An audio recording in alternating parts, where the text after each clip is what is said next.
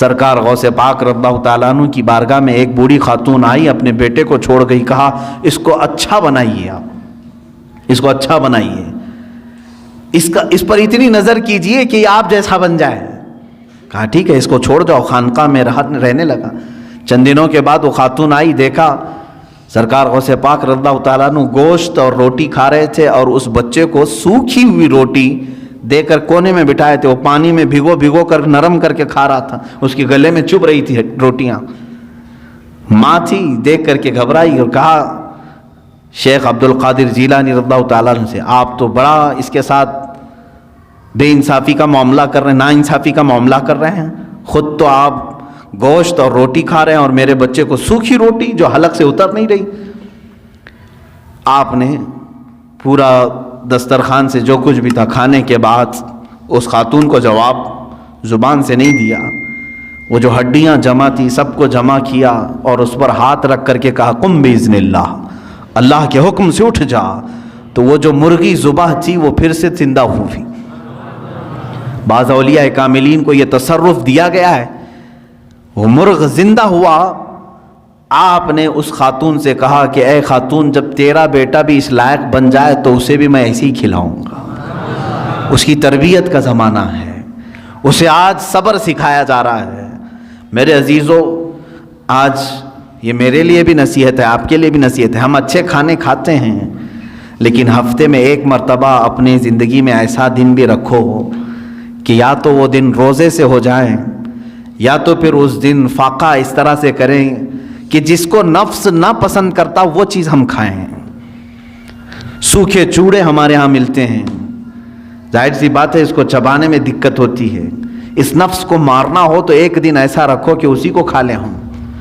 روٹیاں سکھا کر کے رات کو اولیاء کاملین رکھتے تھے صرف اپنے نفس کو مارنے کے لیے۔ جب تک آپ یہ جنگ نہیں کریں گے ذکر کی لذت آپ کو نہیں ملے گی۔ ہاں آپ اللہ اللہ اللہ اللہ کریں گے، سر ہلے گا، دل کچھ بھی نہیں ہلے گا۔ دل کو ہلانے کے لیے پریکٹیکلی طور پر آپ کو کچھ چیزوں سے گزرنا پڑے گا۔ سب سے پہلی چیز ہے اس میں اپنے غذاؤں پر کنٹرول، اپنے غذاؤں پر کنٹرول۔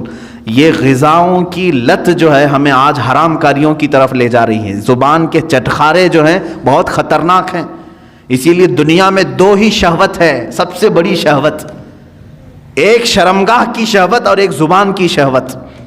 ان دو کو اگر کسی نے شکست دے دیا تو وہ ولی بن جائے گا، ولی بن جائے گا۔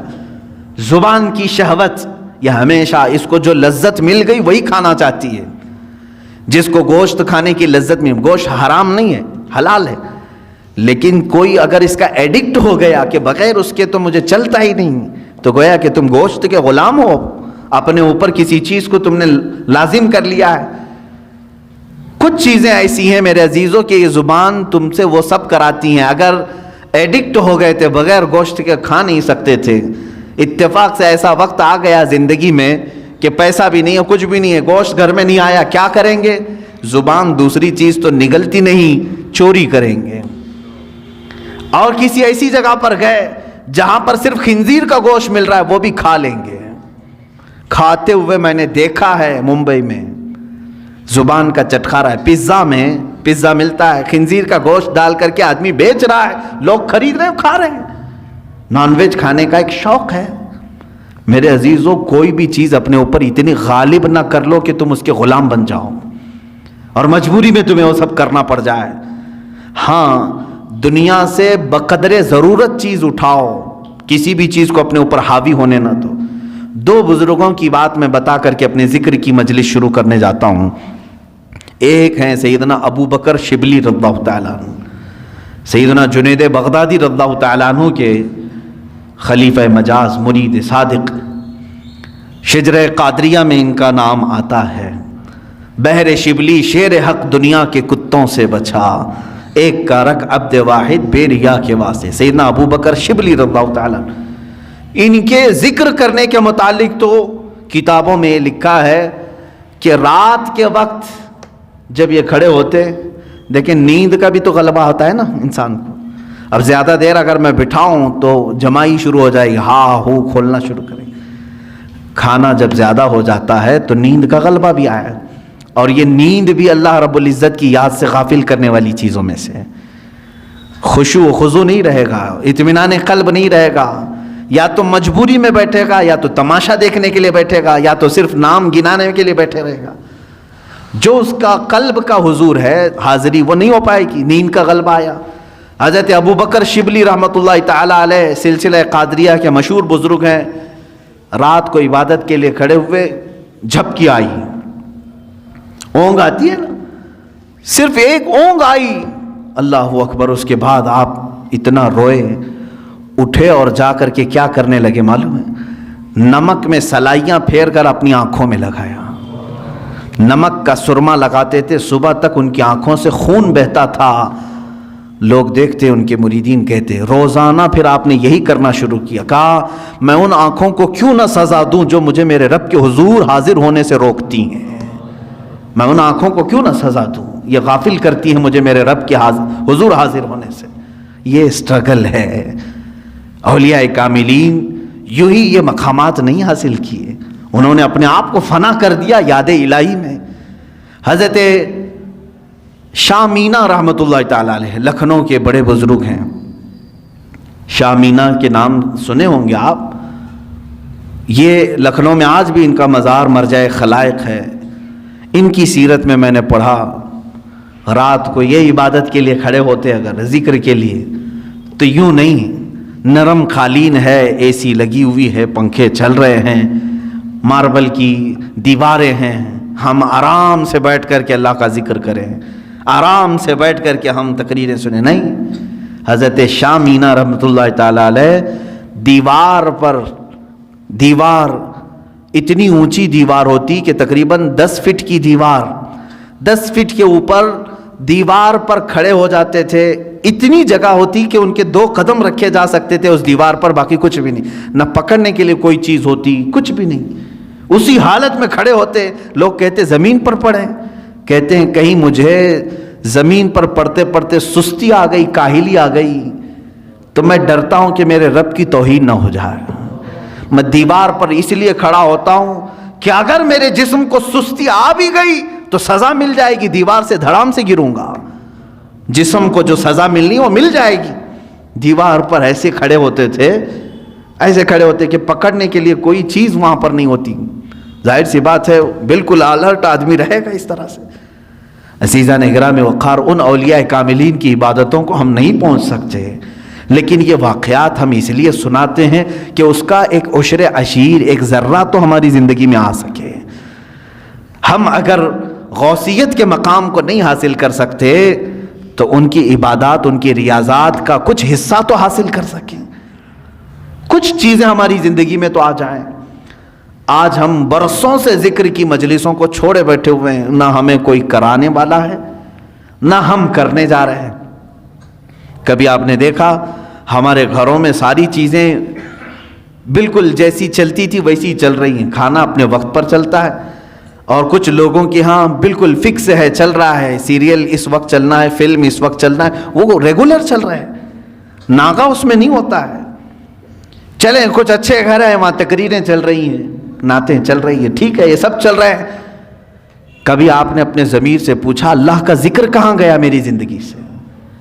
اللہ کا ذکر کہاں گیا؟ کیا میں اپنے گھر والوں کو لے کر کبھی بارگاہ رب العزت میں ذکر کے لیے مشغول ہوتا ہوں؟ نہیں ہے۔ سالوں سال کی فہرست نکال کر کے دیکھیں تو کوئی مجلس ذکر نہیں ملتی، کوئی محفل ذکر نہیں ملتی۔ آج تو حال یہ ہے کہ دنیا یہ چاہتی بھی ہے کہ تم اللہ سے اتنے دور ہو جاؤ کہ تمہیں احساس بھی نہ ہو کہ خدا ہے، معاذ اللہ رب العالمین۔ مجھے آج ہی اس بات کا احساس بھی ہو رہا تھا۔ ممبئی کے ہمارے بچے آئے ہوئے ہیں، 6 مہینے کے بعد آج انہوں نے جمعہ کی نماز پڑھی اس طرح سے مجمع میں۔ آج بھی مسجدیں بند ہیں وہاں پر، افسوس ہوتا ہے مجھے، دلی افسوس ہے۔ جس مسجد کا میں خطیب ہوں، امام ہوں، اس مسجد کو بھی آج تالا لگا ہوا ہے، 4 یا 5 لوگ نماز کے لیے حاضر ہوتے ہیں۔ میں یہ بات کیوں کہہ رہا ہوں معلوم ہے؟ باقی سارے لوگ جو وہاں پر ہیں اتنا عرصہ بغیر رب ذوالجلال کی بارگاہ میں گئے گزارا نہ، تو اب دل سخت ہو گئے، اب دلوں میں کالک پڑ گئی، مہریں لگنے کا وقت آ گیا، مسجد کے پاس سے گزر جاتے ہوں گے، اندر جانے کا خیال بھی نہیں آتا ہوگا۔ ہاں میں سب کی بات نہیں کر رہا ہوں، کچھ کو تو دل دکھتا بھی ہوگا، اندر جائیں کیسے، میرے مولا کے حضور اپنی پیشانیاں کیسے ٹیکیں۔ عزیزان گرامی وقار، سیدنا ابراہیم بن ادھم رضی اللہ تعالیٰ عنہ فرماتے ہیں مجھ سے دنیا پوری چھین لی جائے میں کسی پر واویلا نہ کروں گا، لیکن اگر میرے لیے اللہ کی کسی مسجد کا دروازہ بند ہو گیا تو میری موت ہے۔ فرماتے میری موت ہے۔ حضرت ذوالنون مصری رضی اللہ تعالیٰ عنہ، یہ وہ بزرگ ہیں جنہوں نے 40 سال مسجد میں اعتکاف کیا لیکن ٹیک تک نہیں لگائی دیوار کو، مسجد کی دیوار کو سہارا تک نہیں لیا۔ وہ مسجدوں میں ان کا دل لگا ہوا ہوتا تھا۔ حدیث آپ پڑھ کر کے دیکھیں، اللہ کے حبیب صلی اللہ علیہ وسلم فرماتے ہیں 7 لوگ ایسے ہیں جن کو قیامت کے دن بھی اللہ اپنے عرش کا سایہ عطا کرے گا، جب کسی پر کوئی سایہ نہیں ہوگا، سورج سوا نیزے کے فاصلے پر کھلا رہے گا، لیکن 7 قسم کے لوگ ایسے ہوں گے جن کو اللہ قیامت کے دن محشر کے میدان بھی سایہ عطا کرے گا، عرش کا سایہ ملے گا، وہ چھاؤں میں کھڑے ہوں گے۔ وہ کون ہے؟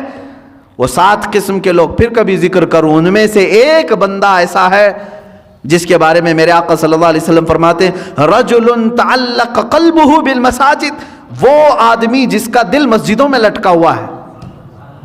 لٹکا ہوا ہے مطلب لگا ہوا ہے، اب اذان ہو کہ میں مسجد میں جاؤں، اب اذان ہو کہ میں مسجد میں آؤں۔ جس کی یہ کیفیت ہے اسے قیامت کے دن عرش کا سایہ عطا کیا جائے گا۔ لیکن افسوس ہے کچھ جگہوں پر یہ لاک ڈاؤن کے بہانے اللہ کے گھر ایسے بند کر دیے گئے، یہ سب ناٹک ہے۔ اب میں بولوں تو پھر دوسرے راستے پر چلا جاؤں گا، اس لیے کہ کبھی کبھار جذبات میں بے قابو ہو جاتا ہوں۔ جو ہمارے ساتھ کھیل کھیلا جا رہا ہے فقط ایک بہانہ، کورونا کورونا کورونا، یہ کیا چیز ہے؟ اس کی کوئی لاجک آج تک سمجھ میں نہیں آ رہی ہے، کوئی اس طرح کی آتھینٹک بات سمجھ میں نہیں آ رہی ہے، اور ساری پبلک بیوقوف بنتی ہے اور وہ بنا رہے ہیں۔ عجیب سی بات ہے، کچھ گدھے پورے ملک کو چلا رہے ہیں اور سب کو قائل بھی کر رہے ہیں اور سب خاموش بھی ہیں بیٹھے ہوئے، پوری مارکیٹ بھری ہوئی ہے کھچا کھچ، کورونا نہیں آتا، بسیں چل رہی ہیں کورونا نہیں آتا، ٹرینیں چل رہی نہیں آتا ہے، مسجد میں 10 لوگ 20 لوگ آئیں تو کورونا کی تکلیف ہے۔ کسی بھی جگہ کی بات، آج پورے ممبئی کے مال کھل گئے، مال پورے کھلے ہوئے ہیں، مال میں بھیڑ نہیں ہوتی، اور باقی وہاں کی مارکیٹوں کا آج جا کر کے آپ اندازہ کریں۔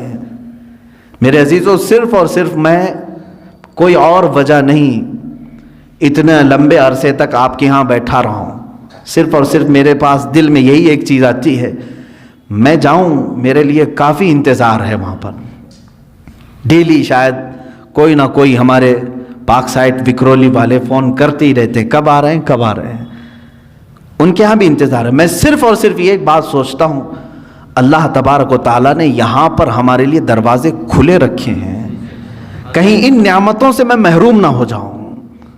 یہ مجھے جمعہ کی نعمت اللہ نے دی ہے، عیدین کی نعمت ملی ہے، ہم عید الفطر سے نمازیں یہاں پڑھ رہے ہیں اور بالکل کھلے عام ہیں، سارے اپنی صفیں لگا کر کے پڑھ رہے ہیں، تو میں کبھی یہی سوچتا ہوں کہ یہ نعمت سے میں محروم نہ ہو جاؤں۔ حالانکہ وہاں کے لوگوں کا بھی حصہ ہے، ان کی محبت سر آنکھوں پر۔ میں یقیناً آج بحیثیت خطیب و امام ممبئی کا تعلق ہے، لیکن صرف یہی ایک بات، مسجدیں بند کر کے لوگوں کے دلوں میں آج ایسی کیفیت آ گئی کہ جمعہ کے جانے کا اب احساس بھی نہیں رہا۔ چند دنوں کے بعد یہی لوگ کہیں گے، کئی کام کاج پر ہیں، جمعہ ہو رہی، ارے چھوڑو اب زور پڑھ لیں گے، اتنے دنوں تک تو زور پڑھتے ہی تھے نا۔ جمعہ کی اہمیت دلوں سے ختم کر دی گئی۔ پہلے تو زندگی میں ایک جمعہ چھوٹنے پر ہم سب میں سے، بلکہ ہماری بات تو چھوڑیں، عام بندہ جو کوئی اور نماز نہیں پڑھتا ہوگا لیکن وہ جمعہ چھوڑنے کو بہت بڑا گناہ سمجھتا تھا، جو کبھی نماز کو نہیں آتا، جمعہ کے دن اس کے گھر میں جا کر کے دیکھو، نہا رہا ہے، خوشبو لگا رہا ہے، سرمے لگا رہا ہے، مسجد کے آنے کے اہتمامات کر رہا ہے، دوسری کوئی نماز نہ پڑھتا ہو۔ جمعہ کا اہم رتبہ ہمارے دماغ میں موجود تھا، اس کو ختم کر دیا گیا۔ اسی طرح سے ہمارے دلوں سے یہ تمام چیزیں غائب کرنے کے لیے پوری دنیا ایڑی چوٹی کا زور لگا چکی ہے کہ ایک وقت ایسا نہ آ جائے کہ تمہارے دلوں میں یہ بھی خیال ہونے لگے اللہ ہے بھی کہ نہیں ہے، معاذ اللہ رب العالمین۔ کیونکہ جب بندہ اس سے تعلق نہیں رکھے گا تو شیطان کا غلبہ اس کے اوپر ہو جائے گا، شیطان کا غلبہ اس کے اوپر ہو جائے گا، اور وہ دماغ میں یہی چیزیں ڈالے گا، کہاں ہے کوئی خدا، کہاں ہے کوئی معبود جس کی عبادت کرنی ہے، سب تو نارمل ہے، ساری دنیا جی رہی ہے، معاذ اللہ رب العالمین۔ اللہ تعالیٰ اسی نحوستوں سے ہمیں محفوظ رکھے۔ اے رب ذوالجلال، زندگی میں کبھی وہ وقت آنے نہ پائے جس وقت ہم تجھ سے غافل ہو جائیں۔ مولا ہم سب کو ہمیشہ تیرے ذکر میں اور تیری یاد میں مشغول رکھ۔ دعا یہی کرتے رہیں، اور اللہ کا وعدہ ہے فَاذْكُرُونِي أَذْكُرْكُمْ، تم مجھے یاد رکھو میں تمہیں یاد کروں گا۔ اور اللہ کا وعدہ سچا ہے، جس نے اسے ذکر کے ذریعے آج یاد کیا، مولا تعالیٰ اس وقت تمہیں یاد کرے گا جب دنیا تمہیں بھول چکی ہوگی۔ دنیا بھول چکی ہوگی لیکن مولا نہیں فراموش کرتا، وہ یاد کرے گا۔ اور اس کی تفسیر میں آپ جا کر کے دیکھیں گے اس آیت کی، اللہ کیسے یاد کرتا ہے بندے کو، اللہ کیسے یاد کرتا ہے؟ تو فرمایا مفسرین نے، تم یہاں مجمع میں اس کو یاد کرو گے انسانوں کے، رب تبارک و تعالیٰ فرشتوں کی جماعت میں تمہارا ذکر کر رہا ہوگا، تمہارا نام فرشتوں کی جماعت میں اللہ بیان کرے گا، یہی اس کا یاد کرنا ہے۔ اور تم دنیا میں اگر مسجد میں اللہ کو یاد کر رہے ہوں گے، اللہ اس کے بدلے میں تمہیں جنت میں یاد کرے گا۔ رب تبارک و تعالیٰ تمہارے نام کا اعلان جنت میں فرمائے گا، اس کا یاد کرنا یہ بہت کمال کا ہے۔ اسی لیے دنیا میں یاد اگر کرو، ذکر اگر کسی کا کرو تو کس کا؟